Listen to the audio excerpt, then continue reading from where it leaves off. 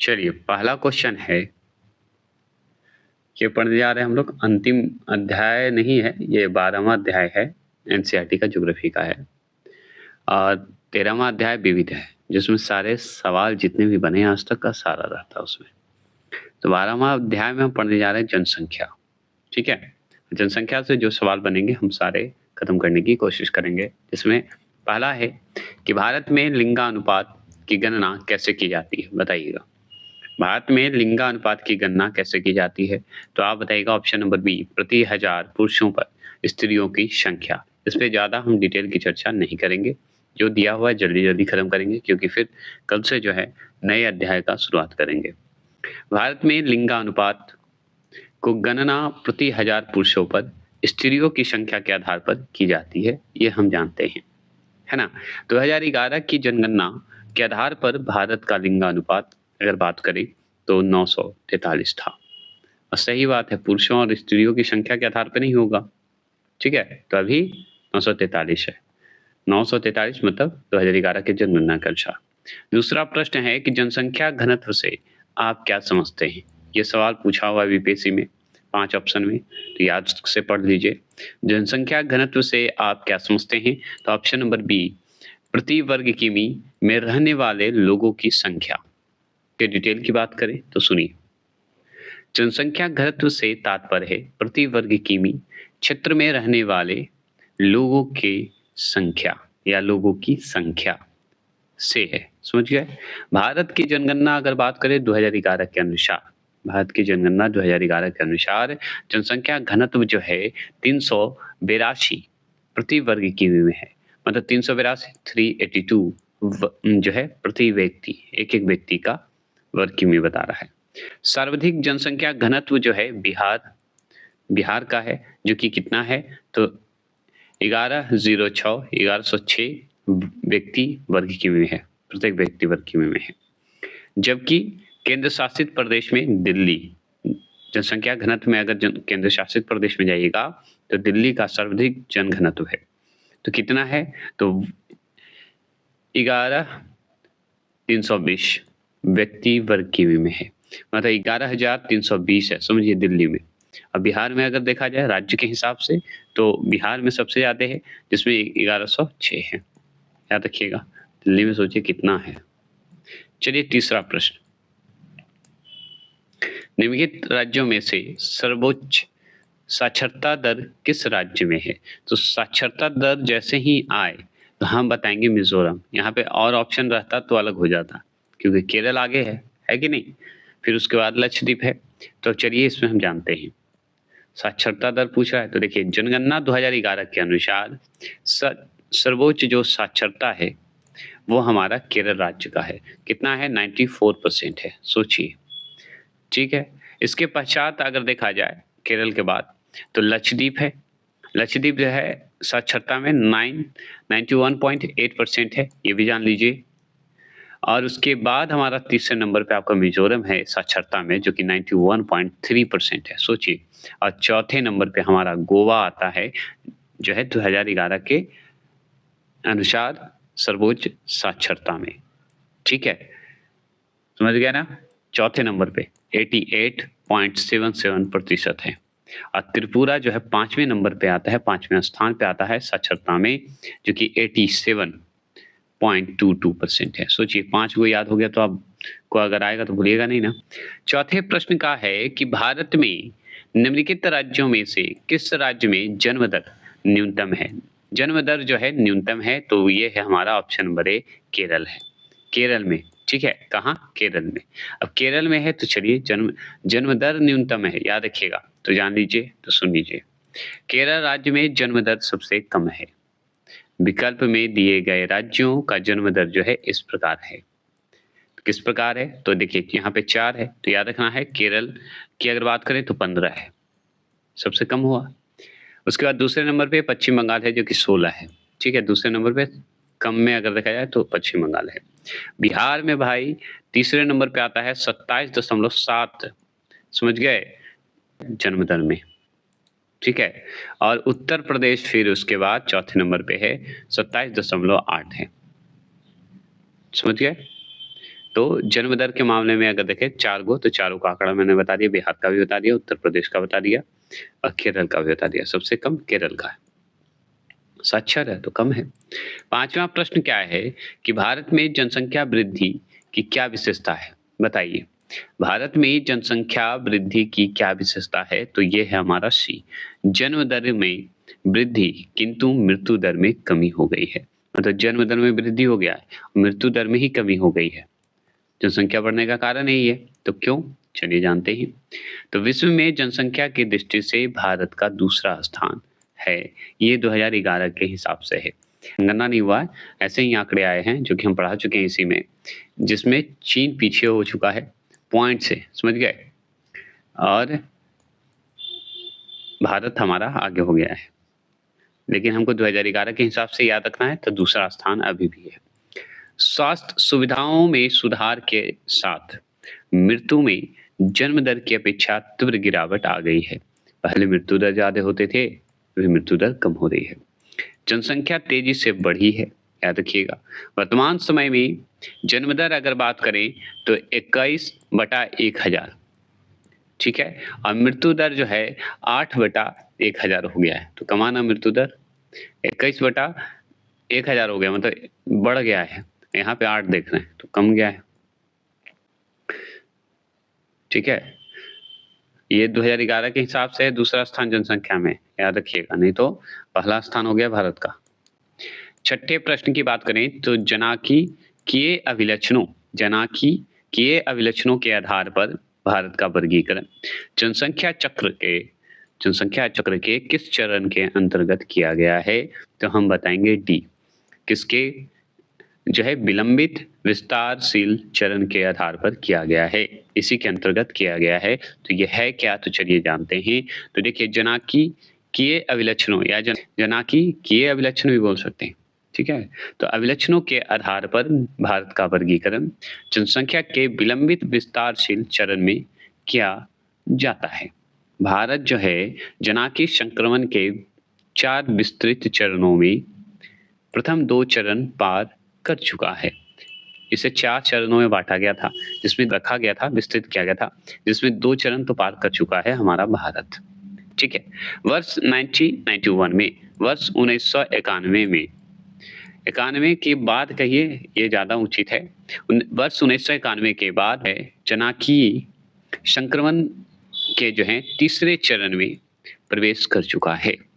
वर्तमान में देश की अगर जनसंख्या वृद्धि दर बात करें तो जनसंख्या वृद्धि दर में जो है गिरावट आ रही है, अब गिरावट आ रही है, ठीक है, अब गिरावट आ रही है। ये आपका 2011 के हिसाब से ही चलेगा, क्योंकि उस समय थोड़ा सा गिरावट आया है। तो वर्तमान में देश की जनसंख्या वृद्धि दर में गिरावट आ रही है, ये ध्यान रखना है। 7वें प्रश्न की बात करें तो भारत की जनसंख्या में ऋणात्मक वृद्धि दर किस दशक में दर्ज की गई थी? बताइएगा, ऋणात्मक वृद्धि दर बताएंगे तो ये है ऑप्शन नंबर बी, 1911 से 21 तक में की गई थी, ठीक है ना। 1911 से 21 तक किया गया था। अब इसके डिटेल की बात करते हैं, तो सुनिए डिटेल क्या है।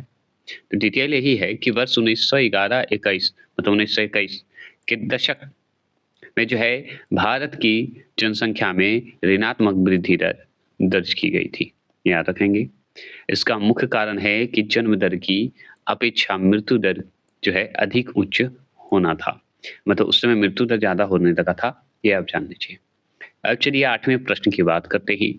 2011 की जनगणना है, तो 2011 की जनगणना क्या है? तो ऑप्शन नंबर सी, 15वीं जनगणना है। 2011 की जनगणना 15वीं जनगणना है, ठीक है, 16वीं जनगणना नहीं हुआ है।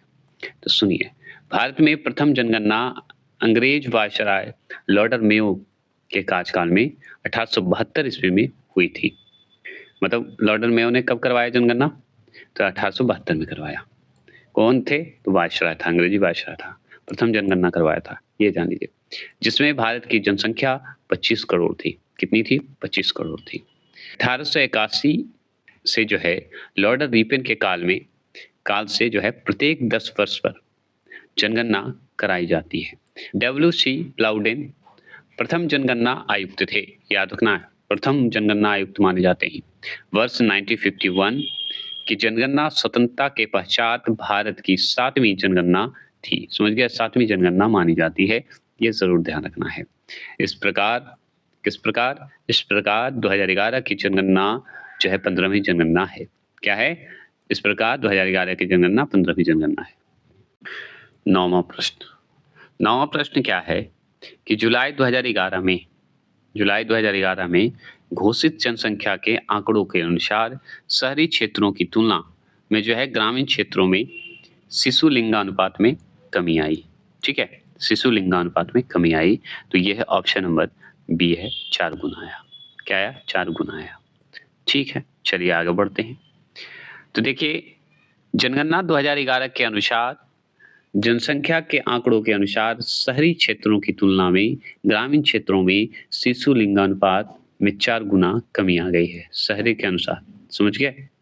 अब बात करते हैं 10वां प्रश्न है। 10वां है कि भारतीय जनसंख्या के इतिहास में किस काल अवधि को आगे की ओर एक बड़ी छलांग कहा जाता है? तो ये कहा जाता है ऑप्शन नंबर सी, 1951 में से लेके 1961। ठीक है, 10 साल का है। इसी में सबसे बड़ी छलांग हुई है जनसंख्या के हिसाब से। समझ गए? अब सुनिए इसके बारे में। तो भारतीय जनसंख्या के इतिहास में अगर देखा जाए तो 1951 से लेके 1956 जो कि 10 साल का हुआ, की अवधि में सर्वाधिक वृद्धि हुई, क्योंकि इस अवधि में मृत्यु दर में कमी आई और जन्म दर में वृद्धि हुई। समझ गए? 11वां क्वेश्चन की बात अगर हम करें तो वर्ष 2011 की जनगणना के अनुसार भारत में शिशु लिंगानुपात है तो कितना है? तो डी नंबर होगा, 919 है। कितना है? 919 है। 919 की बात अगर करें हम तो जनगणना 2011 के अनुसार औसत अगर देखा जाए, एवरेज देखा जाए तो शिशु लिंगानुपात का 919 है, ये हम पढ़ लिए। और इसमें देखते हैं राज्य की बात करते हैं तो भारत में हरियाणा का लिंगानुपात जो है सबसे कम है, 877 है। ठीक है, और सबसे अधिक शिशु लिंगानुपात अगर देखा जाए तो केरल का है जो कि 1084 है। ये आप समझ जाइए, 2011 के हिसाब से आंकड़े बताए जा रहे हैं। अगर 12वें प्रश्न की बात करते हैं तो वर्ष 2011 की जनगणना के अनुसार निम्नलिखित राज्यों में से किस राज्य में स्त्री और पुरुष साक्षरता में सबसे अधिक अंतर है? तो कहाँ अंतर है बता सकते हैं? तो राजस्थान में ये अंतर अभी भी आपको दिखेगा। ठीक है, ये अंतर है। अब बात करते हैं तो सुनिए, जनगणना 2011 के अनुसार राजस्थान में पुरुष साक्षरता की बात करें तो 79.2% है और महिला साक्षरता में 52 पॉइंट है। ठीक है, यहाँ पर स्त्री पुरुष साक्षरता के मध्य जो है अंतराल अगर देखें तो सबसे अधिक है। ठीक है, जबकि राजस्थान की कुल साक्षरता की अगर बात करें तो 66.10% है। यह बिहार के पश्चात दूसरा सबसे जो है कम साक्षर राज्य है। सोचिए, बिहार पहले हो गया और दूसरा ये हो गया। समझ गए? 13वां प्रश्न की अगर बात करें तो वर्ष 2011 की जनगणना के अनुसार देश का सर्वाधिक जनसंख्या वाला राज्य है, कौन सा है? तो option number B, Uttar Pradesh है। क्या है? उत्तर प्रदेश है। अगर बात करें तो भारत की जनगणना 2011 के अनुसार उत्तर प्रदेश की जनसंख्या जो है सर्वाधिक है, जो कि भारत की कुल जनसंख्या का 16.51% है। इसके पश्चात क्रमशः महाराष्ट्र हमारा, बिहार हमारा जो का स्थान आता है। तीसरे नंबर पे हमारा बिहार का आता है, पहला उत्तर प्रदेश, दूसरा महाराष्ट्र का जो कि 11.23 करोड़ है और बिहार का 10.4 करोड़ है। ये याद रखना है। उत्तर प्रदेश की अगर जनसंख्या की बात करें तो हम आंकड़े में बता देते हैं तो 199812 है, 199812 341 है। समझ गए? 14 प्रश्न की अगर बात करें तो भारत में सबसे कम जनसंख्या वाला राज्य कौन सा है? तो ये हमारा सिक्किम है, सबसे कम जनसंख्या वाला।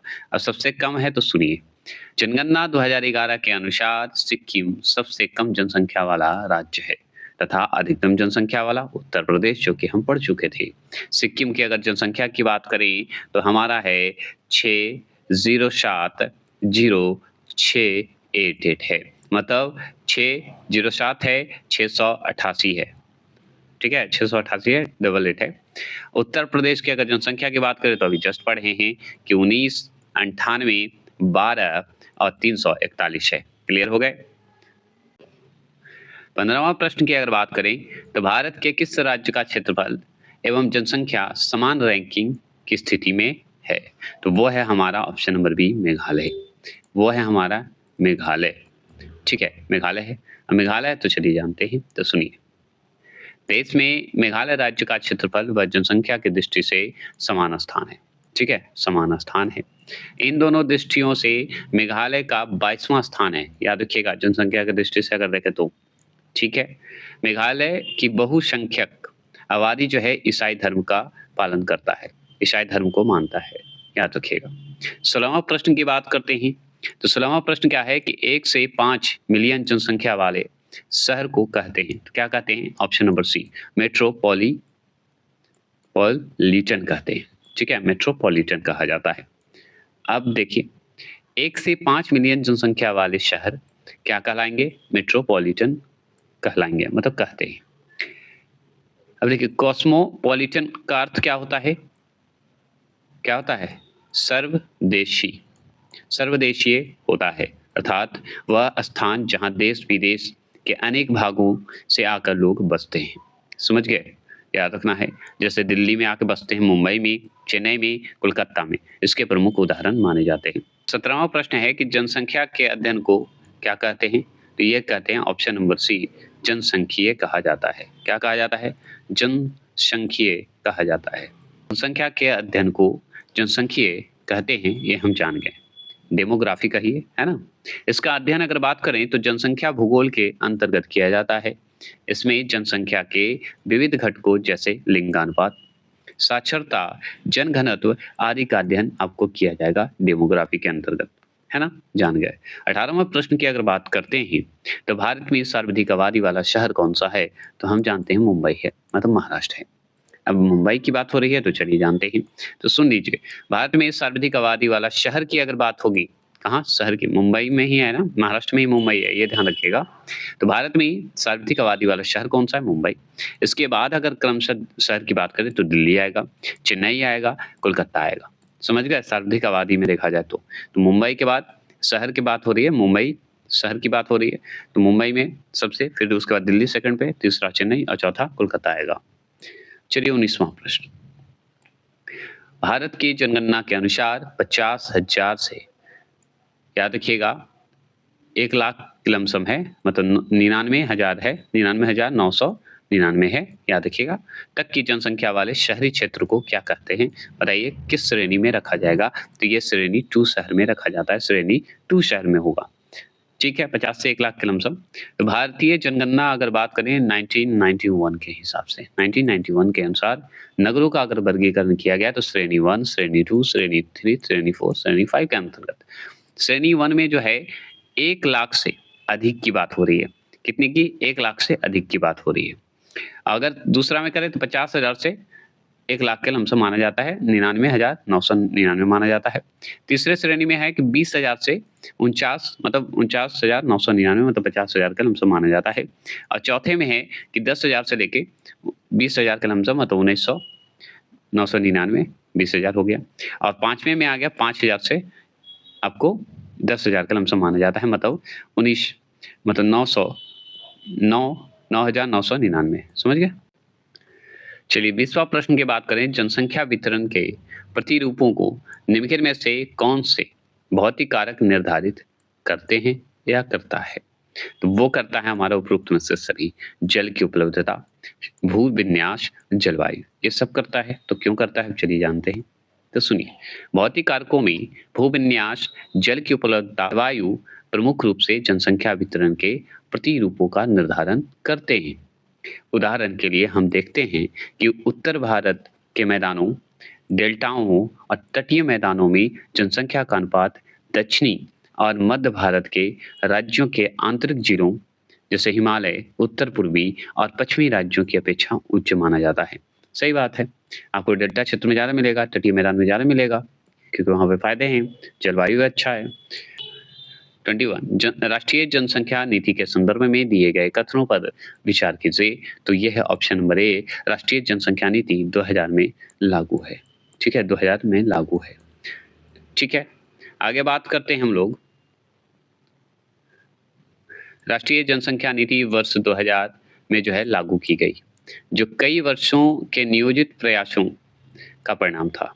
राष्ट्रीय जनसंख्या नीति 2000 के तहत जो है 14 वर्ष से कम आयु के बच्चों को निःशुल्क शिक्षा प्रदान करने और शिशु मृत्यु दर को 30 से कम करने और व्यापक स्तर पर टीकारोधी बीमारियों से बच्चों की रक्षा करने, लड़कियों की शादी की उम्र को बढ़ाने के लिए प्रोत्साहित करने तथा परिवार नियोजन को एक जन केंद्रित कार्यक्रम बनाने के लिए जो है नीतिगत ढांचे प्रदान किया गया है। ठीक है।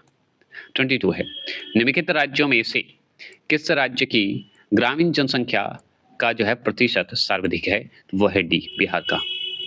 सुनिए, जनगणना 2011 के अनुसार बिहार की अगर बात करें, बिहार की जनसंख्या अगर बात करें गाँव में रहती है, उसका अगर बात करें तो 88.70% है, 88.70 है बिहार का।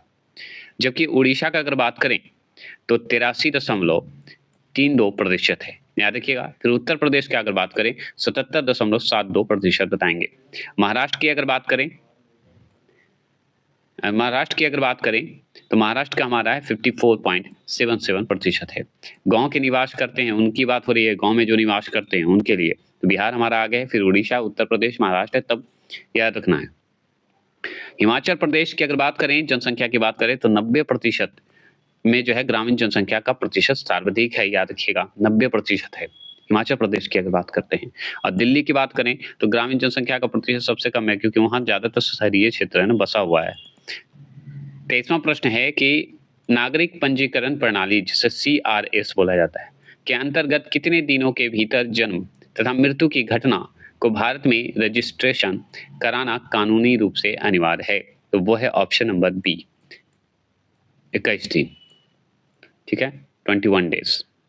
अब चलिए जानते हैं जन्म मृत्यु पंजीकरण अधिनियम 1969, ठीक है, के तहत जो है जन्म, मृत्यु और मृत जन्म के 21 दिन के भीतर घटना का रजिस्ट्रेशन कराना अनिवार्य माना गया है, अनिवार्य है। भारत में नागरिक पंजीकरण प्रणाली जिसे CRS बोला जाता है का इतिहास जो है 19वीं शताब्दी के मध्य का है, जब 1886 ईस्वी में पूरे ब्रिटिश भारत में जन्म, मृत्यु, विवाह के पंजीकरण की स्वैच्छिक नीति लागू की गई है, उसी के तहत ये हुआ था। यहाँ पे देखिए RVD एक्ट 1969, ठीक है, जिसे मृत्यु जन्म पंजीकरण अधिनियम बोलते हैं, के तहत जो है जन्म एवं मृत्यु का पंजीकरण कराना अनिवार्य है, याद रखना है। जब देखिए 1886 में ही ये काम हुआ था, ठीक है, और जो कि ये एक्ट जो 1969 है इसमें भी जन्म और मृत्यु का पंजीकरण करना अनिवार्य है। चलिए 24 है कि राष्ट्रीय परिवार स्वास्थ्य सर्वेक्षण 5 सम्मिलित नहीं करता है, तो वो है ऑप्शन नंबर सी, HIV परीक्षण, HIV जो है परीक्षण। अब चलिए जानते हैं NFHS 5 कुछ नए विषयों को शामिल किया गया है, जैसे मधुमेह, उच्च रक्तचाप, मृत्यु का पंजीकरण, प्री स्कूल शिक्षा, विकलांगता, शौचालय सुविधा तक पहुंच, याद रखिएगा, मासिक धर्म के दौरान स्नान करने की आदतें और गर्भपात के तरीके एवं कारण, याद रखिए ये सब जो है आपको इसके तहत शामिल किया गया है। किसके तहत? NFHS 5 के तहत। NFHS एक जो है बृहद पैमाने का बहुचरणीय सर्वेक्षण है, जो देश की जनसंख्या और उसके स्वास्थ्य एवं कल्याण संबंधी जानकारी जुटाने के लिए पूरे भारत से परिवारों के प्रति क्या बोलते हैं सैंपल एकत्रित करता है, मतलब पूरे परिवार से जाकर सैंपल एकत्रित करता है और इस सबकी सुरक्षा का जिम्मेदारी लेता है।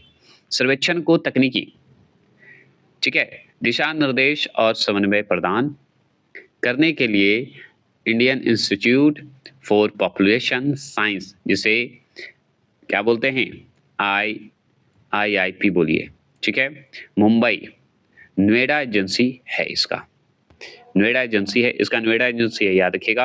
अब प्रथम जो है ये जो है NFHS वर्ष अगर पूछे कि किस वर्ष में, तो 1991 में किया गया है इसकी स्थापना, ठीक है, किसकी? NFHS का, ठीक है। 25 क्वेश्चन नंबर क्या है सुनिए। सूची 1 को सूची 2 से सम्मिलित कीजिए तथा नीचे दिए गए कोड का प्रयोग करते हुए सही उत्तर चुनिए। तो सूची 1 है जनसंख्या का सिद्धांत, और जनसंख्या के सिद्धांत का प्रतिपादक एक तरफ है सूची 2 में।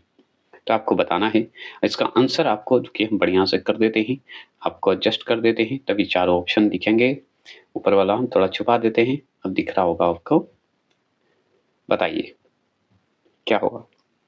तो देखिए उपयुक्त, अगर बात करें उपयुक्त जनसंख्या सिद्धांत की अगर बात करें तो ये जो है हमारा तीसरे नंबर पे आएगा, कैनन है। ठीक है, इसके प्रतिपादक कौन है? कैनन है। अगर बात करें सामाजिक उपसमयोजन सिद्धांत की अगर बात करें, एडविन कैनन है। बताइएगा उपसमयोजन सिद्धांत जो दिए हैं वो कौन दिए हैं? तो वो दिए हैं हमारे हेनरी जॉर्ज दिए हैं। ठीक है, जनसंख्या संक्रमण सिद्धांत की अगर बात करेंगे तो ये दिए हैं हमारे ऑप्शन नंबर 1 थॉम्पसन बोला जाता है, याद रखिएगा। और जनसंख्या खाद्यान्न जो है आपूर्ति सिद्धांत की अगर बात करें तो कौन दिए हैं? तो 2 होगा, कौन है? मालथस। ठीक है, जो कि हमारा ए दिख रहा होगा। क्लियर हो गए? अब चलिए जानते हैं, देख लीजिए, ये तो क्लियर है। 26वां प्रश्न है कि 2011 की भारत की जनगणना के लिए निम्नलिखित में से कौन सा आदर्श वाक्य उपयोग किया गया था? बताइएगा। आदर्श वाक्य जो है उपयोग किया गया था तो वो किया गया था option number D, our sense our future. वर्ष 2011 की जनगणना जो कि 15वीं राष्ट्रीय जनगणना माना जाता है का आदर्श वाक्य है आवर सेंस आवर फ्यूचर था। ठीक है, हम जान गए।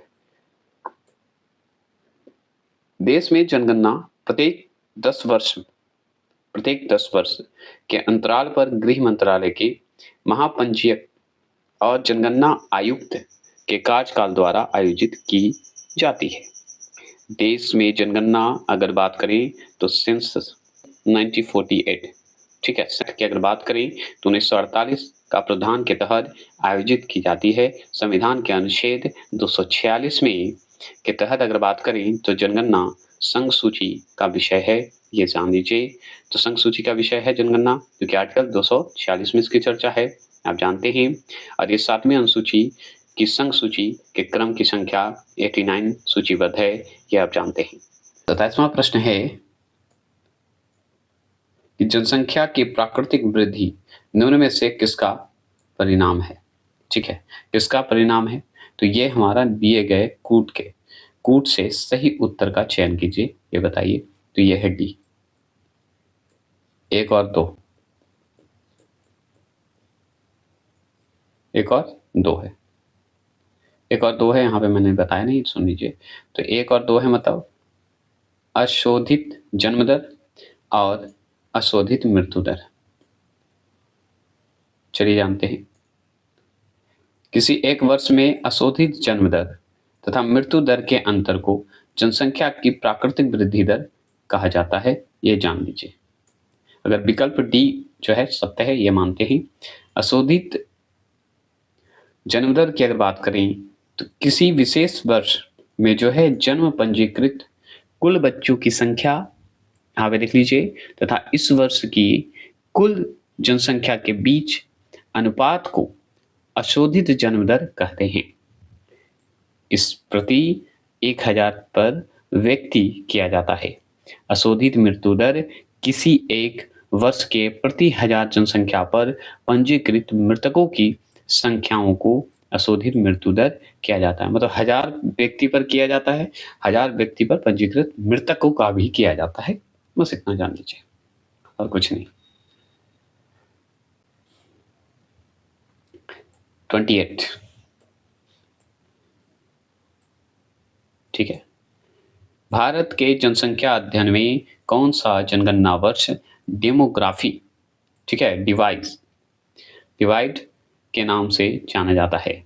तो 21 और क्या 1921, ठीक है, डेमोग्राफी डिवाइड के नाम से जाना जाता है। सुनिए, भारतीय जनगणना के इतिहास में वर्ष 1921 एकमात्र ऐसा जनगणना वर्ष रहा है जिसमें जनसंख्या की दशकीय वृद्धि पर जो है ऋणात्मक याद रखिए 0 से 31 प्रतिशत रही है। इसलिए वर्ष 1921 को महान विभाजक वर्ष या डेमोग्राफी डिवाइड कहा जाता है, याद रखिएगा। अगर बात करें 29 का, तो याद रखिएगा माल्थस के जनसंख्या के सिद्धांत के अनुसार जनसंख्या में वृद्धि होती है। तो यह है ऑप्शन नंबर ए, ज्यामितीय क्रम में होती है। ठीक है, यह आप जान लीजिए। माल्थस के अनुसार अगर बात करें जनसंख्या में वृद्धि की, तो ज्यामितीय क्रम है जो कि 2, 4, 6, 16, 32 में होती है। फलस्वरूप अति जनसंख्या क्रम जैसे 1, 2, 3, 4 से होती है। फलस्वरूप अगर बात करें अति जनसंख्या की स्थिति उत्पन्न होगी, और यदि जनसंख्या को नियंत्रित नहीं किया जाए या किया गया तो प्राकृतिक आपदा जैसे अकाल, भूखमरी, महामारी इत्यादि जो है स्वतः जनसंख्या को कम कर देंगे। समझ गए? माल्थस ने इसे जनसंख्या जाल कहा है। अब देखिए 30वां प्रश्न है, 2011 की जनगणना के अनुसार निम्नलिखित में से कौन सा जनसंख्या घनत्व की दृष्टि से सही घटते क्रम में व्यवस्थित है। तो सही घटते क्रम में व्यवस्थित करना है तो याद रखना है कि एक तरफ है राज्य, एक तरफ जनसंख्या घनत्व है, व्यक्ति किमी में है। ठीक है, तो अगर बात करें तो घटते क्रम में बोल रहा है, तो बिहार हमारा है। देखिए बिहार जो है कितना है, 1106 है, ये हम जान गए। ठीक है, यहाँ भी बिहार है, यहाँ भी बिहार है। ठीक है, फिर दूसरे नंबर पे हमारा उत्तर प्रदेश नहीं पश्चिम बंगाल है, जो कि कितना है 1028 है। फिर केरल आ जाएगा मेरा, तो यही आंसर हो जाएगा। केरल कितना आएगा, तो 860 आ जाएगा।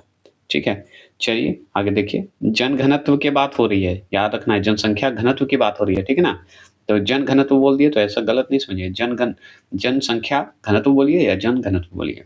तो बिहार हमारा सबसे आगे है, उसके बाद पश्चिम बंगाल है, फिर केरल है, लास्ट में उत्तर प्रदेश है 829। ठीक है, याद रखिएगा, जो कि आंकड़ा आपको दिख रहा होगा। ठीक है, देख लिए। अब यहाँ पे जान लीजिए थोड़ा डिटेल। सभी राज्यों और केंद्र शासित प्रदेशों में सर्वाधिक जनसंख्या घनत्व दिल्ली का है, जो कि 11,320 है। ठीक है, और अगर सर्वाधिक राज्यों की अगर बात करें तो ये बिहार हमारा सबसे आगे है।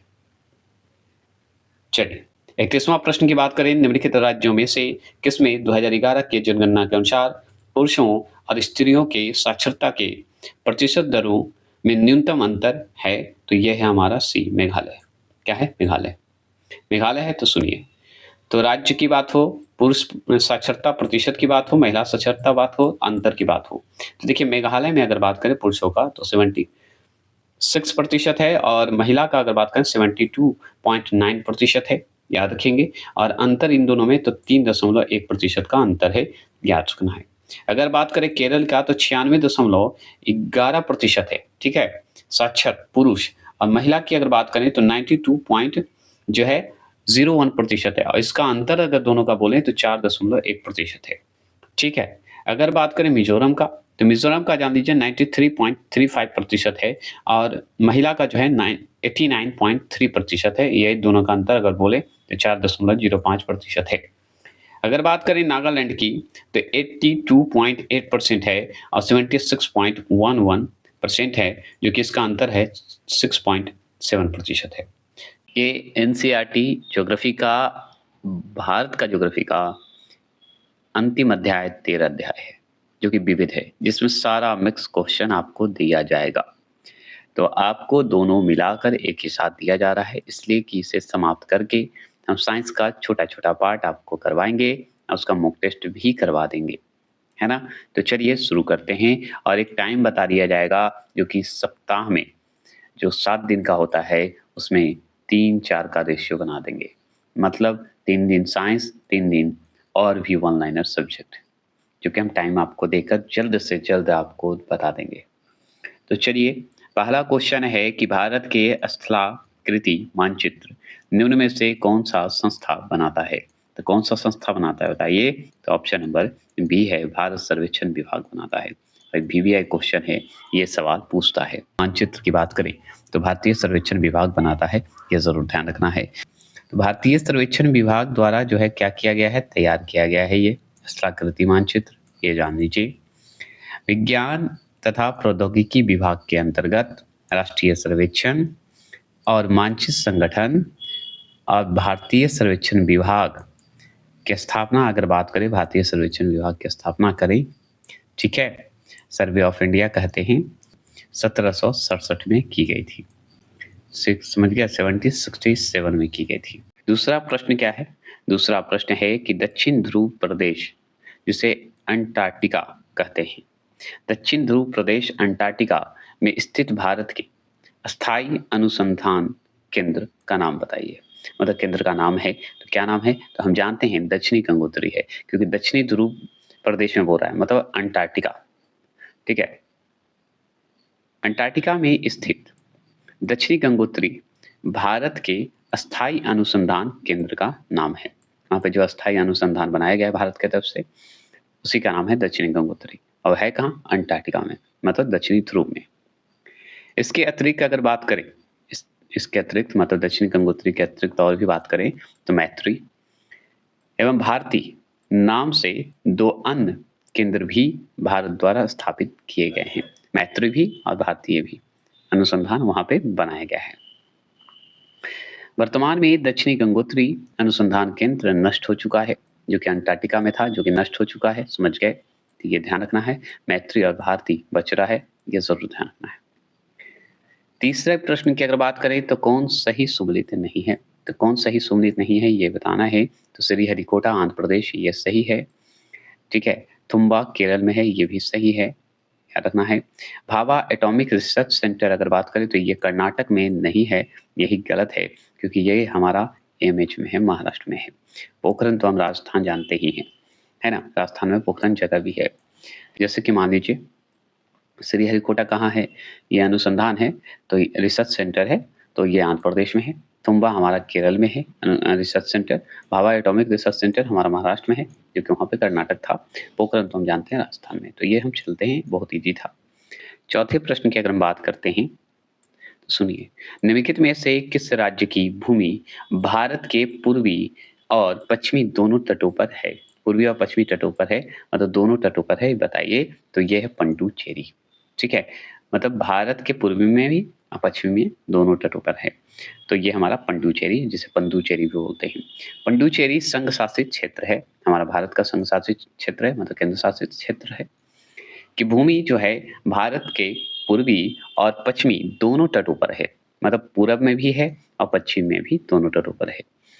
पंडुचेरी के 4 जिले इस प्रकार हैं, 4 जिले हैं बनाए गए हैं पंडुचेरी के, जिसे पंडुचेरी या इसे क्या कहिए, कराईकल कहिए, ठीक है। पंडुचेरी या कराईकल, आप ये भी बोल सकते हैं पंडुचेरी व कराईकल, जो कि तमिलनाडु तट पर है, जो कि पूर्वी तट में है। ये हो गए। और दूसरा देखिए आपका येनम, येनम जो है याद रखिए। देखिए पंडुचेरी है, कराईकल याद रखना है। ये हो गया आपका पूर्वी तट में ही है। यमन की बात करें तो आंध्र प्रदेश के तट पे है, जो कि पूर्वी तट पे ही है। और माहे जो है केरल तट पे है, जो कि पश्चिमी घाट पे है, ठीक है। और 4 जिले हैं, तो कराईकल एक अपना जिला है, ये भी ध्यान रखना है। पंडुचेरी अपना एक नाम दिया हुआ है, पंडुचेरी में ही है, 4 जिला है, याद रखिएगा, जिसमें 3 जिला इंपॉर्टेंट है, और 3 जिला में आपको कराईकल कर दीजिए, कोई दिक्कत नहीं है। 5वां प्रश्न क्या है? 5वां प्रश्न है कि आंध्र प्रदेश और तमिलनाडु के तटीय भूभाग को कहते हैं, तो वो कहते हैं कोरमंडल। मतलब आंध्र प्रदेश के और तमिलनाडु के पूर्वी अगर तट भूभाग पूछे, जमीन की बात करें, तो कोरमंडल बता दीजिएगा। मतलब सुनिए, आंध्र प्रदेश और तमिलनाडु के तटीय भूभाग को कोरमंडल तट कहते हैं, जबकि पश्चिमी घाट के केरल तट को मालवार तट कहते हैं। समझ गए? मतलब आंध्र प्रदेश और तमिलनाडु के अगर तटीय भाग को अगर बोले तो आप बताइए कोरमंडल तट। अगर मान लीजिए पश्चिमी घाट में जैसे केरल तट है, तो उसको क्या बोलते हैं? मालवार तट में, मतलब मालवार तट में सम्मिलित हो जाता है केरल। अगर बात करें छठे प्रश्न की बात करें तो दीव एक द्वीप है। दीव एक द्वीप है, ठीक है। दीव नाम सुने थे आप? दीव एक द्वीप है, तो वो है ऑप्शन नंबर सी, गुजरात के कुछ दूर बाद है। गुजरात के कुछ दूर में ये द्वीप है, याद रखिएगा, जो कि द्वीप है। जो कि सुन लीजिए, दमन व दीव नाम सुने होंगे। दमन और दीव केंद्र शासित प्रदेश है, जो कि गुजरात के कुछ दूर जाइएगा ना तो मिल जाएगा आपको, का एक भाग जो कि दीव है। दमन और दीव केंद्र शासित प्रदेश है, उसी का एक भाग है दीव, जो कि एक क्या है, द्वीप है। यह गुजरात तट से कुछ दूर पर अरब सागर में अवस्थित है। तो द्वीप जो है कहाँ है, अरब सागर में अवस्थित है। और ये क्या है, दमन और दीव केंद्र शासित प्रदेश का भाग ही माना जाता है, याद रखना है। 7वें प्रश्न की अगर बात करें, पिपली घाट दर्रा किस पर्वतीय भाग में स्थित है, तो हम बताएंगे अरावली में है। ठीक है, अरावली में है, तो चलिए जानते हैं। तो देखिए, पिपली घाट दर्रा अरावली के पर्वतीय भाग में स्थित है। एक सवाल ये बना, पश्चिमी घाट में 3 प्रमुख दर्रे हैं। पश्चिमी घाट में अगर जाइएगा तो 3 दर्रे हैं, जैसे थाल घाट, भोर घाट और पाल घाट। अगर थाल घाट की अगर बात करें तो नासिक मुंबई के हिस्से में है। भोर घाट की बात करें तो मुंबई पुणे के हिस्से में है। ठीक है, दोनों के मध्य है। पाल घाट की अगर बात करें तो कोच्चि चेन्नई के है, याद रखिएगा, ऐसे याद कर लेंगे। चलिए 8वें प्रश्न की बात करते हैं। ये सब पढ़ा चुका हूं, समझिए। अगर बात करें 8वें प्रश्न की, तो किस पर्वतीय स्थल को सतपुड़ा की रानी कहते हैं, तो ये हम कहते हैं पंचमढ़ी को। सतपुड़ा की रानी कहा जाता है पंचमढ़ी को, क्यों, क्योंकि चलिए जानते हैं, क्योंकि मध्य प्रदेश की बात है। मध्य प्रदेश के होशंगाबाद जिले में स्थित है पंचमढ़ी पर्वतीय स्थल, याद रखिएगा। और पंचमढ़ी पर्वतीय स्थल को सतपुड़ा श्रेणी के बीच स्थित होने और इसके सुदूर स्थलों पर अवस्थित के कारण इसे सतपुड़ा की रानी भी कहते हैं। किसे, पंचमढ़ी पर्वत स्थल को, पर्वतीय स्थल को। सुदूर स्थल का मतलब होता है कोई पवित्र स्थल है, कोई जगह है, साफ सुथरा जगह है, ये ध्यान रखना है। चलिए आगे चलते हैं, 9वां प्रश्न की बात करते हैं। 9वां प्रश्न है, पेट्रोलॉजी किसका अध्ययन है, तो पेट्रोलॉजी से हम करते हैं चट्टानों का अध्ययन। ठीक है, आपसे पूछे चट्टानों का अध्ययन को क्या कहते हैं, तो पेट्रोलॉजी कहते हैं। पेट्रोलॉजी, तो सुनिए, पेट्रोलॉजी का मतलब होता है, याद रखना है, उसे एक और नाम से जानते हैं जिसे सैलिकी कहते हैं। तो पेट्रोलॉजी चट्टान के अध्ययन को कहते हैं, हम पढ़ चुके हैं। जियोलॉजी, ठीक है, की एक शाखा मानी जाती है पेट्रोलॉजी। तो पेट्रोलॉजी जो है जियोलॉजी की एक शाखा है, एक ब्रांच है, ये ध्यान रखना है।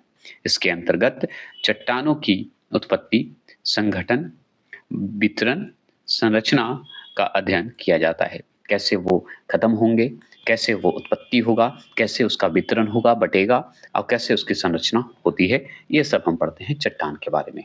किससे, पेट्रोलॉजी के माध्यम से हम लोग जानते हैं। ठीक है, चलिए 10वें प्रश्न की अगर हम बात करेंगे, तो भारत में कौन सी नदी को खुला नाला कहा जाता है, तो ये कहा जाता है यमुना नदी को खुला नाला कहा जाता है। खुला नाला तो है ही भाई, ये हम जानते हैं। तो चलिए जानते हैं, तो सुनिए, यमुना नदी को खुला नाला कहा जाता है, ये जान लीजिए। ऐसा ऐसा इसके अत्यधिक प्रदूषित होने के कारण कहा जाता है। मतलब यमुना नदी को खुला नाला क्यों कहते हैं पता है, इसलिए कहा जाता है क्योंकि अत्यधिक प्रदूषित है, समझ गए। और बात करते हैं इसकी प्रमुख सहायक नदियां, अगर बात करें किसकी, यमुना नदी की, तो वो है टोंस, चंबल, सिंध, बेतवा और केन, मतलब तथा केन। दिल्ली से प्रवाहित होते समय यमुना गंदा नाला बन जाता है। अब दिल्ली में इतना प्रदूषण है कि भाई गंदा नाला बन जाता है, समझ गए। चलिए आगे बात करते हैं। 11वें प्रश्न की अगर हम बात करें, तो 11वां प्रश्न है, विजयवाड़ा किस नदी के किनारे स्थित है, तो विजयवाड़ा जो है किस नदी के किनारे स्थित है, तो बी, कृष्णा नदी के किनारे स्थित है। ठीक है, कृष्णा नदी के किनारे स्थित है, यह जरूर ध्यान रखना है। तो सुनिए, विजयवाड़ा नगर जो है आंध्र प्रदेश के कृष्णा जिले में जो है कृष्णा नदी पर अवस्थित है, समझ गए। चलिए, यह आंध्र प्रदेश का तीसरा सबसे बड़ा, मतलब हैदराबाद और विशाखापट्टनम के बाद तीसरा सबसे बड़ा शहर है। मतलब हैदराबाद और विशाखापट्टनम के बाद तीसरे नंबर पे आता है। हैदराबाद और विशाखापट्टनम पहला और दूसरा है, याद रखिएगा। और आंध्र प्रदेश तीसरे नंबर पे आता है, सबसे बड़ा शहर है, याद रखना है। ठीक है, कृष्णा नदी पे जो अवस्थित है। 12वां प्रश्न है कि पर्यावरणीय आयोजन के साथ मूलतः संबंधित संगठन है, तो कौन सा संगठन है, तो वो संगठन का नाम है आपका नीरी। नीरी मतलब NEERI, ठीक है, समझ गए। चलिए अब सुनते हैं इसका हिंदी में जानते हैं तो देखिए राष्ट्रीय पर्यावरण अभियांत्रिक अनुसंधान अनुसंधान है। तो आपसे पूछेगा कि नीरी का जो आप जान रहे हैं तो नेशनल जानते हैं एनवायरमेंटल इंजीनियरिंग रिसर्च इंस्टीट्यूट बोलते हैं नीरी को, है ना? जिसे हम राष्ट्रीय पर्यावरण अभियांत्रिक अनुसंधान बोलते हैं। ये जो है पर्यावरणीय आयोजन के साथ मूलतः संबंधित संगठन है। समझ गए? इसकी स्थापना की अगर बात करें तो नागपुर में की गई है और डेट अगर बात करें तो 1958 में हुई थी। किसकी? नीरी की। 13वां प्रश्न की अगर बात करें तो क्रिकेट बैट जो होता है के लिए जो है बिल्लो कहाँ से प्राप्त होता है? बिल्लो कहाँ से प्राप्त होता है? तो वो होता है शंकुधारी वनों से प्राप्त होता है। अब शंकुधारी वनों से प्राप्त होता है तो जान लीजिए क्रिकेट बैट के लिए बिल्लो लकड़ी जो है शंकुधारी वनों से प्राप्त होता है। ये इम्पोर्टेंट है। ये वन जो है ठंडे प्रदेशों में पाए जाते हैं। कहाँ पाए जाते हैं? ठंडे प्रदेशों में पाए जाते हैं।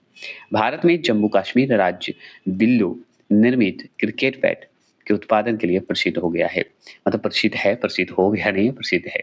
ये मैं अपने मन से इसलिए बोलता हूँ क्योंकि थोड़ा याद हो और मेरे कुछ अलग तरीके हों तो आपको अच्छा लगे। तो याद रखना है कि क्रिकेट बैट के उत्पादन के लिए प्रसिद्ध है। याद रखिएगा जम्मू कश्मीर भारत में, याद रखिएगा। और ऐसे ठंडे प्रदेश में शंकुधारी वन मिलता है, आप जानते हैं। चलिए उपरोक्त में से सभी है तो जान लेते हैं क्या क्या है। तो सुनिए, जीव मंडल आरक्षित क्षेत्र का उद्देश्य है वनस्पति जात और प्राणी जात परिरक्षण, वन उत्पादों के प्रयोग और विकास तथा कृषि क्षेत्र के उनके अनुप्रयोगों को बढ़ावा देना आदि जो है सम्मिलित है जीव मंडल आरक्षित क्षेत्र में। तो जीव मंडल आरक्षित क्षेत्र का उद्देश्य यही है कि जीव मंडल आरक्षित क्षेत्र में आपका वनस्पति जात आते हैं, प्राणी जात आते हैं, उसका परिरक्षण करना, याद रखना है परिरक्षण करना। वन उत्पादन परिरक्षण करना, परीक्षण करना भी हो सकता है, कोई गलत नहीं, सेंस लगाइएगा क्योंकि परीक्षण भी किया जाता है तभी तो अनुभव होगा। प्रयोग और विकास करना, याद रखना है कृषि क्षेत्र में उनके अनुप्रयोग को बढ़ावा देना भी होता है। ये आप जान गए। अगर मैं 15वां प्रश्न की अगर बात करूं तो याद रखिएगा कुगटी वन पशु विहार किस राज्य में स्थित है? तो कुगटी वन पशु विहार जो है किस राज्य में स्थित है? तो वो है हमारा डी हिमाचल प्रदेश में। कुगटी वन पशु विहार की अगर बात करें तो ये जो है हिमाचल प्रदेश के कहाँ है? चंबा जिले में है। चंबा जिले में अवस्थित है। हिमाचल में अगर बात करें तो 5 राष्ट्रीय उद्यान भी हैं। 5 राष्ट्रीय उद्यान है, याद रखिएगा हिमाचल में। और 5 हैं तो इस प्रकार है, किस प्रकार है सुनिए। पहला है ग्रेट हिमालय नेशनल पार्क, पहला हो गया। पिन घाटी नेशनल पार्क, दूसरा हो गया हिमाचल प्रदेश का, समझ रहे हैं। और आपका एक हो गया इंद्र किला नेशनल पार्क हो गया। एक हो गया आपका खीर गंगा नेशनल पार्क अवस्थित है, याद रखिएगा। तथा 5वां हो गया, क्या हो गया? सिम्बलवाड़ा नेशनल पार्क है, याद रखना है। क्या है? शिमला कर दीजिए, सिम्बलवाड़ा नेशनल पार्क। ये 5 है हिमाचल प्रदेश में, ठीक है, क्लियर।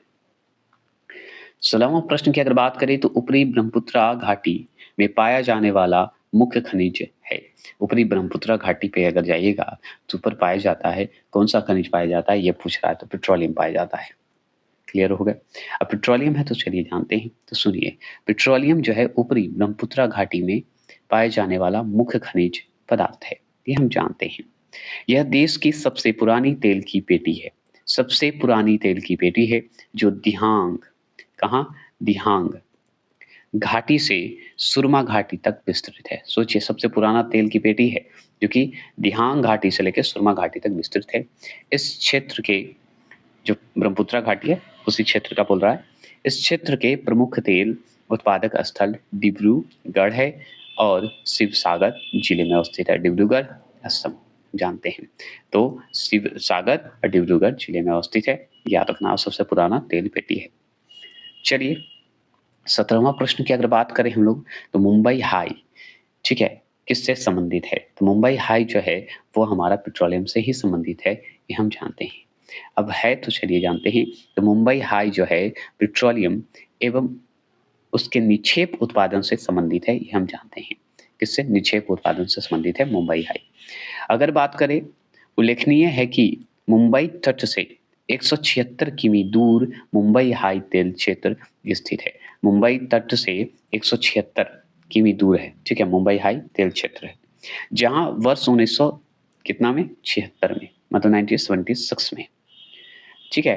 तो वर्ष 1976 में 1976 से तेल की प्राप्ति हो रही है। मतलब सोचिए मुंबई हाई तेल जो स्थित है, एक मिनट रुक जाइए, भारी आवाज, जो मुंबई हाई तेल क्षेत्र जो प्राप्त हो रहा है स्थित जहाँ पे है, वहाँ पे वर्ष 1976 से हम लोग को क्या मिल रहा है, तेल की प्राप्ति हो रही है वहीं से, याद रखिएगा 1976 में। यह जो है तेल क्षेत्र जो है अरब सागर के महाद्वीपीय, जो महाद्वीपीय मुंबई हाई जो कहते हैं जिसे, पेट्रोलियम जो क्षेत्र है, वो मगन तट पर अवस्थित है। मगन तट पे जाइएगा, अरब सागर में अवस्थित है, और ये वहीं से हमको प्राप्त होता है ये तेल, पेट्रोलियम, ये ध्यान रखना है, ठीक है।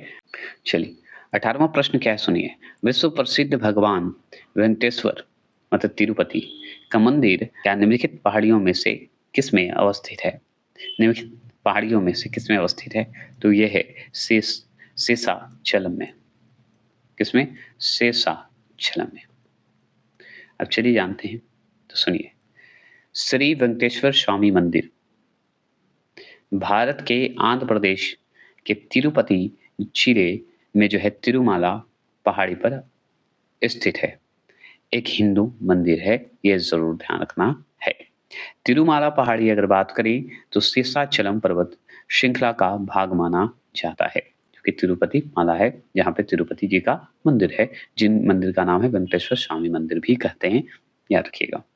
यह मंदिर जो है विष्णु के एक रूप भगवान वेंकटेश्वर का या वेंकटेश्वर को समर्पित है। समझ गए?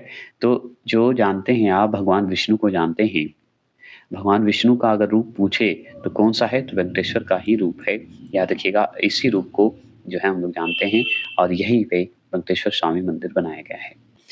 अन्य पहाड़ियाँ और उसकी अवस्थिति की अगर बात करें तो सेवराय की अगर बात करें तो सेवराय की पहाड़ियाँ जो है तमिलनाडु के सलेम जिले में विस्तृत है, याद रखिएगा, सलेम जिले में।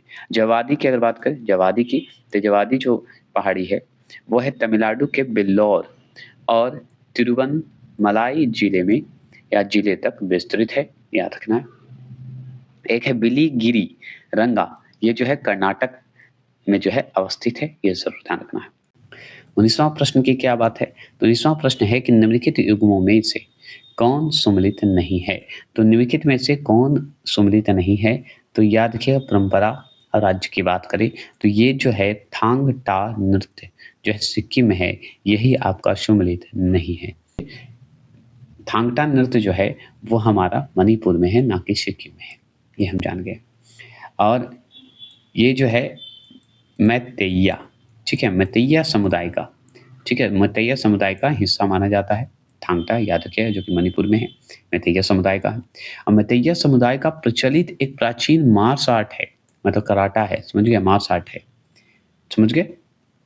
थांगटा जो है, थांगटा को हुएने लालुंग के नाम से भी जाना जाता है, जिसका अर्थ होता है तलवार और भाला कला, जो कि तलवार और भाला कला से संबंधित हों, तो उसी को कहा जाता है। अब और जानते हैं जो कि त्योहार है, तो देखिए चाप चार कूट, ये त्योहार जो है मिजोरम राज्य के से संबंधित है, ये बसंत उत्सव है, ये जान लीजिए। चाप चार कूट जो है मिजोरम का है। इसे जो है मार्च के महीने में झूम कृषि कार्य के जो है समापन के उपरांत मनाया जाता है। चाप चार कूट याद रखिए, जो कि मिजोरम राज्य में है, और बसंत उत्सव है तो उसी समय होता है। अगर बात करें समय पूछ देगा तो मार्च महीने के समय बता दीजिएगा, ठीक है। अब देखिए खोंग जॉम पर्व जो कि हम ऊपर देखे थे, खोंग जॉम जो है पर्व जो है ये मणिपुर का है, मणिपुर का प्रचलित है, याद रखिएगा। एक गाथा गीत शैली है जिसमें जो है ढोलक का प्रयोग कर ब्रिटिश साम्राज्य के विरुद्ध मणिपुर द्वारा लड़ी गई वीरता की कहानियों को गाया जाता है। चलिए 20वां प्रश्न क्या है, निम्नलिखित युग्मों में कौन सम्मिलित है? तो देखिए शिल्प है एक तरफ और किस राज्य का परंपरा है। तो देखिए यहाँ पे जो है आपका पुथुकुल्ली शॉल जो है ये तमिलनाडु का है, ये जान लीजिए, क्योंकि नीलगिरी पहाड़ी से संबंधित है। तो पुथुकुल्ली शॉल तमिलनाडु में है, ये सही है। और चलिए इसके बारे में हम जानते हैं। तो पुथुकुली शॉल की अगर बात करें तो तमिलनाडु की नीलगिरी पहाड़ियों की जो है टोंडा जनजाति द्वारा बनाए जाते हैं। कौन से जनजाति द्वारा? टोंडा जनजाति द्वारा। कहाँ? नीलगिरी पहाड़ी। नीलगिरी पहाड़ी कहाँ है? तमिलनाडु। तमिलनाडु में कौन से शॉल? पुथुकुली शॉल बनाई जाती है। किसके द्वारा? टोंडा जनजाति द्वारा। टोडा भी बोल सकते हैं, ठीक है। अब देखिए सुजनी अगर बात करें तो सुजनी जो है भारत में बिहार के भूसरा गांव से उत्पन्न कढ़ाई का एक रूप है। याद रखिए सुजनी बिहार के एक भूसरा गांव है, वहां से कढ़ाई का एक रूप माना जाता है जिसे जीआई टैग प्राप्त है। समझ गए सुजनी को? ठीक है। अब देखिए उप्पाड़ा क्या है? उप्पाड़ा जामदानी साड़ी है। उप्पाड़ा जामदानी साड़ी जो है एक रेशम साड़ी है। क्या है? एक रेशम साड़ी है जिसकी बुनाई आंध्र प्रदेश के पूर्वी गोदावरी जिले के उप्पाड़ा में की जाती है। तो आंध्र प्रदेश के गोदावरी जो जिला है, पूर्वी गोदावरी जिला, उसके उप्पाड़ा में की जाती है और जिसे उप्पाड़ा जामदानी साड़ी के नाम से जानते हैं क्योंकि रेशम की साड़ी है। इसे भी जीआई टैग प्राप्त हो चुका है। 21 क्वेश्चन नंबर है कि निम्नलिखित युग्मों में कौन सम्मिलित है? तो ये है अपना श्रीशैलम नल्ला मल्ला पहाड़ी है। श्रीशैलम नल्ला मल्ला पहाड़ी है, ये ध्यान रखना है। अब चलिए नल्ला मल्ला पहाड़ी है तो जानते हैं, तो सुनिए।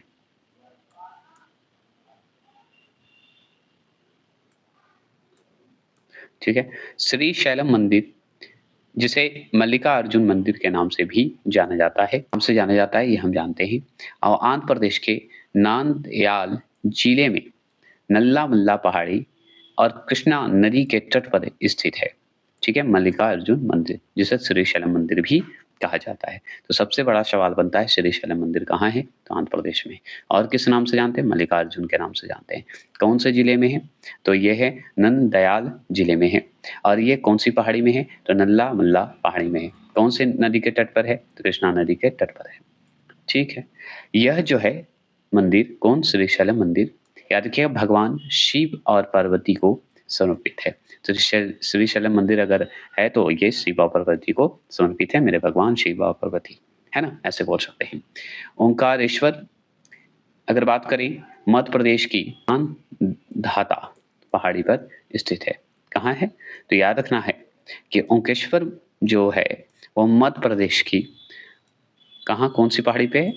तो मान धाता पहाड़ी पर स्थित है। ये क्लियर हो गया।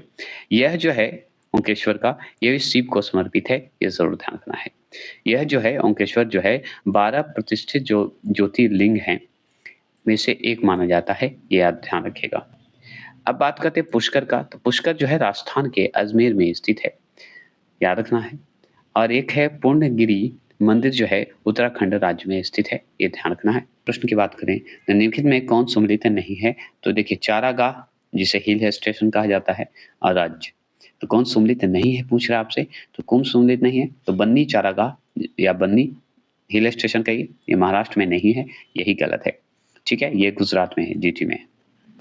ठीक है, और सब सही है, जैसे खजियारा हिमाचल प्रदेश, पहलगाम जम्मू कश्मीर और बुग्याल चारागाह जो है उत्तराखंड, ये सब सही है। बन्नी चारागाह जो है गुजरात में कच्छ के महान रन, कच्छ के रन कहिए ना, इतना सोचने की बात नहीं। बन्नी चारागाह जो है गुजरात के कच्छ रन के पास स्थित एशिया का सबसे बड़ा चारागाह है, याद रखिएगा। हिल स्टेशन भी कर सकते हैं। ठीक है, अगर बन्नी में अगर बात करें, ठीक है, बन्नी में अगर बात करें दो पारिस्थितिक तंत्र हैं, मतलब इकोसिस्टम है, समझ गए। आर्द्र भूमि है, ये भी आप जानते हैं। आर्द्र भूमि मतलब दलदली क्षेत्र है। घास के मैदान है, तो घास के मैदान है अगल बगल मिले हुए हैं घास के मैदान। ठीक है, और बात करते हैं तो सुनिए क्या बोलते हैं। बुग्याल जो है अल्पलाइन घास के मैदान है जो कि उत्तराखंड के हिमालयी क्षेत्र में स्थित है। ठीक है, अल्पाइन घास के मैदान है, याद रखिएगा बुग्याल। ये घास के मैदान जो है समुद्र तल से 3 से 4.5 किमी की ऊंचाई पर पाए जाते हैं, याद रखिएगा, क्योंकि उत्तराखंड में है। अगर और बात करें तो खजियार हिमाचल प्रदेश के चंबा जिले में स्थित एक हिल स्टेशन है, ये आप जान लीजिए।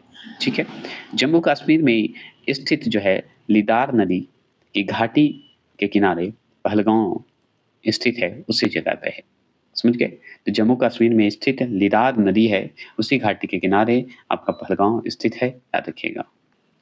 23वां प्रश्न क्या है कि राष्ट्रीय अंतर्देशीय नौवहन संस्था जो है स्थित है, एनआई, एनआई, ठीक है, एनआई अवस्थित है, नीनी कहिए से अवस्थित है, तो वो है हमारा पटना में अवस्थित है। पटना में है तो चलिए जानते हैं, तो ये ज़्यादा नहीं है। राष्ट्रीय अंतर्देशीय नौ वाहन संस्था की अगर बात करें, इसकी स्थापना 2004 में पटना में की गई, बस इतना जान लीजिए, ठीक है। 24 क्वेश्चन नंबर क्या है, तो निम्नलिखित में कौन सुमेलित या सुमेल नहीं है, सुमेल नहीं है या सुमेलित नहीं है, तो हम जानते हैं कि डॉक्टर एम एस स्वामीनाथन भूगर्भ शास्त्र हैं। आपका देखिए डॉक्टर एम एस स्वामीनाथन जो हैं भूगर्भी शास्त्री नहीं हैं, बल्कि कृषि विज्ञान से संबंधित ये हैं, माने जाते हैं। इन्हें भारत में हरित क्रांति का जनक माना जाता है, स्वामीनाथन को, यह आप जानते हैं, और कृषि विज्ञान से संबंधित हैं इसलिए। चलिए 25 क्वेश्चन नंबर है कि इनमें से कौन नवीकरणीय ऊर्जा संसाधन नहीं है, तो ये है ऑप्शन नंबर डी, कोयला। क्या है? कोयला, समझ गए। अब कोयला है तो चलिए जानते हैं, तो देखिए नवीकरणीय ऊर्जा वह है जो प्राकृतिक रूप से पुनः जो है पूर्ति किया या किए गए संसाधनों से उत्पन्न होते हैं, साधनों से उत्पन्न होती है। इसमें सौर ऊर्जा, भूतापी ऊर्जा, ज्वार ऊर्जा, पन बिजली इत्यादि शामिल हैं, ये जरूर ध्यान रखना है। 26 क्वेश्चन नंबर है कि भारत के राज्यों में प्रस्तावित आणविक शक्ति केंद्रों से जो संबंधित निम्नलिखित युग्मों में कौन सही सम्मिलित नहीं है, तो ये आपको बताना है। आणविक जो शक्ति केंद्रों से जो है संबंधित आपसे पूछ रहा है, तो बताइए क्या है। तो ये जो हरिपुर हरियाणा है, यही जो है सम्मिलित नहीं है, क्योंकि ये बता देते हैं पश्चिम बंगाल के है। तो सुन लीजिए, यहाँ पे देख लीजिए, हरिपुर पश्चिम बंगाल से संबंधित है, जैतापुर महाराष्ट्र में, मीठी विर्दी विर्दी, ठीक है, ये हमारा गुजरात, और कोबाडा, कोबाडा जो है आंध्र प्रदेश। बस विर्दी जो देख रहे हैं आप, ये गुजरात में जो है, ये हमारे अमेरिका के सहयोग से स्थापित हो रहा है। चलिए हम लोग शिव समुद्रम पढ़ते हैं, ठीक है। अगर लेकिन आप यहाँ पे जो लिखा वही पढ़ना है, तो शिवाना समुद्रम, शिवाना समुद्रम कल्पक्कम क्रमशः किस लिए महत्वपूर्ण है, तो वो हमारा जल शक्ति और नाभिकीय ऊर्जा के लिए प्रसिद्ध है। बोलने के लिए, याद करने के लिए शिव समुद्रम हम लोग बोलते हैं। शिवाना समुद्रम कर्नाटक के कावेरी नदी पर स्थित एक जल प्रपात है, ठीक है, जिसमें वर्ष 1902 में एशिया के पहले हाइड्रो इलेक्ट्रॉनिक पावर स्टेशन का निर्माण किया गया था। मतलब 1902 में एशिया के पहले हाइड्रो इलेक्ट्रॉनिक पावर स्टेशन निर्माण किया गया था। कहाँ? शिवाना समुद्रम में किया गया था। और ये शिवाना समुद्रम जो है कर्नाटक में कावेरी नदी पर स्थित जलप्रपात है, आप जानते हैं। अगर बात करें तो यह पावर प्लांट जो है मुख्यतः कोलार गोल्ड फील्ड को बिजली आपूर्ति कराता है। कोलार गोल्ड जो था, आप जानते हैं, कोलार फिल्म के जब नाम सुने होंगे, तो कोलार गोल्ड फील्ड को बिजली आपूर्ति करता है। याद रखिए, कल्पक्कम जो है तमिलनाडु में स्थित न्यूक्लियर पावर प्लांट है, ये आप जानते हैं। 28वां प्रश्न क्या है, निम्नलिखित में से कौन सा एक दर्रा राज्य जो है केंद्र शासित प्रदेश या सही सम्मिलित है, तो वो है हमारा सी, नीति उत्तराखंड, मतलब यूटी में, ठीक है, नीति उत्तराखंड में ये दर्रा है जो कि सही सम्मिलित है। अब कैसे चलिए जानते हैं। दीपू आपका नहीं है, बता देते हैं कहाँ कहाँ है।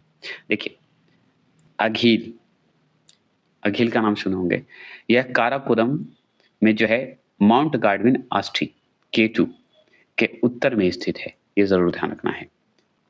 अब देखिए यह जो है लद्दाख को चीन के झिंझियांगा को जोड़ता है। किसको होता है? झियांगा को जोड़ता है। तो दीफू जो है पूर्वी अरुणाचल प्रदेश में जो है, याद रखिएगा, भारत, चीन और म्यांमार की विवादित सीमा पर स्थित है, एक पहाड़ी दर्रा है, ये आप जानते हैं। माना और नीति की अगर बात करें तो माना नीति जो है महान हिमालय में स्थित है, ये उत्तराखंड को तिब्बत से जोड़ता है, ये आप जानते हैं, जो कि यहाँ पे गलत हो गया, यही एक सही हुआ है ना। तो माना और नीति जो है उत्तराखंड में स्थित है, आप जानते हैं, और उत्तराखंड और तिब्बत को जोड़ता है दर्रा है। 29 क्वेश्चन नंबर है कि चंद्रप्रभा वन्यजीव अभयारण्य उत्तर प्रदेश के किस जनपद में स्थित है? तो वो है हमारा बी, चंदौली। ठीक है, चंदौली। देखिए, चंद्रप्रभा वन्यजीव अभयारण्य जो है उत्तर प्रदेश के चंदौली जनपद में स्थित है, ये आप जानते हैं। सोनभद्र की अगर बात करें तो कैमूर वन्यजीव अभयारण्य है। ठीक है, बहराइच, बहराइच जो है याद रखिएगा वो वन्यजीव विहार है। कहाँ का? तो कतरनिया घाट वन्यजीव अभयारण्य के नाम से जानते हैं, याद रखना है। और चंद्रप्रभा वन्यजीव अभयारण्य उत्तर प्रदेश के चंदौली जनपद में है। सोनभद्रा कैमूर वन्यजीव अभयारण्य का हिस्सा है। लखीमपुर खीरी जो है ये हमारा किशनपुर वन्यजीव विहार का है, याद रखना है। चलिए आगे चलें। आगे बात करते हैं, 30वां प्रश्न है और अंतिम प्रश्न है कि प्रमाणित बीज के थैलों पर प्रयोग किए जाने वाले टैग का रंग होता है, तो वो होता है नीला। प्रमाणित बीज के थैलों पर जो है नीले रंग का प्रमाणीकरण जो है टैग लगाए जाते हैं, ये हम जानते हैं। तो चलिए ये हो गया आपका भारत का भूगोल समाप्त। अब आएंगे भारत का